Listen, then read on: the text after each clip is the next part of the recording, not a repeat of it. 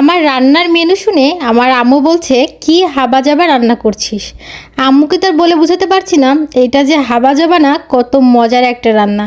তুমি আমার বাসায় আসলে তোমাকে আমি নিশ্চয়ই রান্না করে খাওয়াবো, তখন আর বলতে পারবে না যে এটা হাবাজাবা রান্না। এক ভাবির কাছ থেকে শিখেছিলাম রান্নাটা। আসলে আমাদের এলাকাতে এরকম করে কখনোই রান্না করে খায় না, এই জন্য আমাদের কাছে এটা হাবাজাবাই বলতে পারেন। আজকে রান্না করব পটল দিয়ে একটা দারুণ মজার তরকারি। এই পটলের তরকারিটা এক ভাবির কাছ থেকে শিখেছিলাম, যদিও আমি খাইনি কখনো। এটাই আমার ফার্স্ট টাইম রান্না করছি, আর এটা রান্না করে আমি রীতিমতো এটার প্রেমে পড়ে গেছি। তো প্রথমে কতগুলো পটলকে নিয়ে 3 টুকরো করে কেটে নিয়েছি। এবার একটা কড়াই বেশ খানিকটা তেল গরম করতে দিয়ে দিলাম, সয়াবিন তেল দিয়েছি। এবার এর ভিতরে কিছু মুরগির মাংস ভেজে নিচ্ছি। এ পর্যায়ে অনেকে হয়তো বুঝে ফেলেছে পটল দিয়ে আজকে আমি মুরগির মাংস রান্না করব। আমি ভাবির কাছ থেকে যেভাবে রেসিপিটা শিখেছিলাম আমি আমার মতো করে রান্না করছি, মানে একটু ভিন্ন রকম করে। আর ফার্মের মুরগিটা একটু ভেজে রান্না না করলে কেন জানি খেতে ভালো লাগে না। তো মুরগির মাংসগুলোকে উল্টে পাল্টে ভেজে নিয়ে এখানে আলু আর পটলের সাথে একটু লবণ হলুদ মাখিয়ে এগুলোকে আমি ভেজে নিচ্ছি। আর মুরগি ভাজার সময় আমি কিন্তু লবণ দিয়ে নিয়েছিলাম, লবণ দিয়ে মুরগিটাকে ভেজেছি। তারপর হচ্ছে এই পটল আর আলুটা যখন ভাজা হয়ে যাচ্ছে এগুলোকেও তুলে নিচ্ছি। আমি ইচ্ছা করেই এখানে আলু দিয়েছি, কারণ আলু দিলে খেতে আমার কাছে মনে হলো একটু বেশি ভালো লাগবে। তারপর ওই তেলের ভিতরে একটা তেজপাতা, কয়েক টুকরো দারচিনি, কয়েকটা এলাচ দিয়ে সুন্দর করে ফোড়ন দিয়ে দিলাম।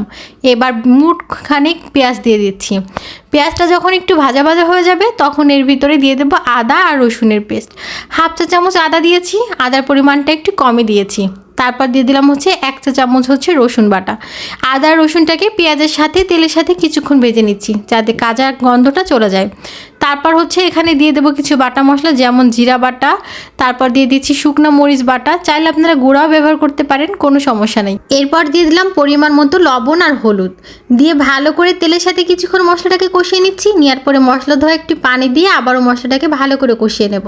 ঢাকনা দিয়ে ঢেকে কিছুক্ষণ 4 থেকে 5 মিনিট আমি মশলাটা কষিয়ে নিয়েছি। আর মশলা কষানো তো আমার কাছে বেশি ভালো লাগে, কারণ মশলা কষালে তরকারির স্বাদটা বেড়ে যায়। এবার মশলা যখন ভালোভাবে কষানো হয়ে গেছে, ভাজা একটা স্মেল বের হয়েছে, তখন আমি ভেজে রাখা পটল আর মাংসগুলো দিয়ে দিচ্ছি। এবার সামান্য একটু পানি দিয়ে দিলাম যাতে পুড়ে না যায়। যেহেতু মাংস আর পটলটা আমার ভাজা, সেজন্য এটা সিদ্ধ হতে বেশি সময় লাগবে না, ওইটুকু পানিতে আমার সিদ্ধ হয়ে যাবে।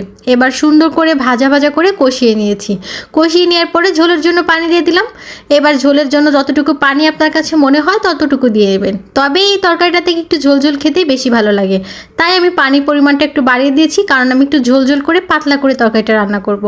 তারপর হচ্ছে আমার ঝোল যখন কমে এসেছে, এরপর আমি ভাজা জিরে গুঁড়ো ছড়িয়ে দিচ্ছি। এটা অপশনাল, তবে দিলে দারুণ একটা ফ্লেভার বের হয়। আর এই সাধারণত এই টাইপের তরকারিতে একটু আপনার জিরে ভাজা গুঁড়ো ছড়িয়ে দিলে খেতে বেশ ভালো লাগে। তারপর চুলার পরে কিছুক্ষণ রেখে দিয়েছিলাম, সুন্দর করে তেল উপরে উঠে এসেছে। এবার আমি তরকারিটাকে নামিয়ে নিলাম। তারপর হচ্ছে গরম গরম ভাতের সাথে এটাকে খেয়ে নেব। আর ধন্যবাদ ভাবিকে এত মজার একটা রেসিপি আমার সাথে শেয়ার করার জন্য। এটা রান্না না করে খেলে আমি বুঝতে পারতাম না মুরগির মাংসটাও ভিন্ন রকম করে রান্না করা যায়, ভিন্ন স্বাদের, ভিন্ন টেস্টের।